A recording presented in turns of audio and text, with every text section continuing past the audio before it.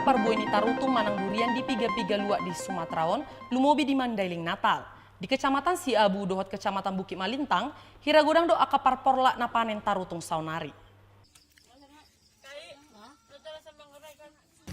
Di Mandailing Natal, boido rohita tu porla ni akapar tarutung loho manuhur durian, jalara manglului manang majoru durian di porlaki.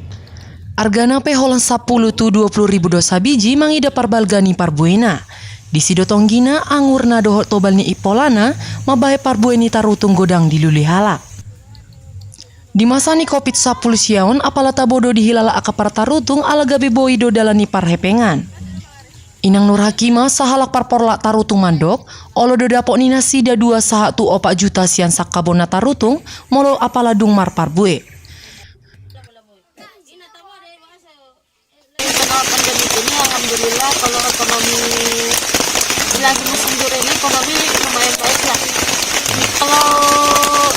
Kalau harganya kalau orang datang ke sini itu rata-rata harganya 10 ke 20 ribu. Nanti orang menjual ke pasaran itu 2 kali lipat harga yang ke batangnya, ke kebunnya. Karena kan kalau dibilang ongkir ya, kalau dibilang ongkirnya atau upah jasa ke pasarnya kan harus ada gitu untungnya gitu. Makanya di kotoran itu 2 kali lipat harga ke kebunnya. Nuaingon dang pola maul manggadis parbueni tarutung alahira godang dohalak namar lomoni roha mangalang parbueni tarutung.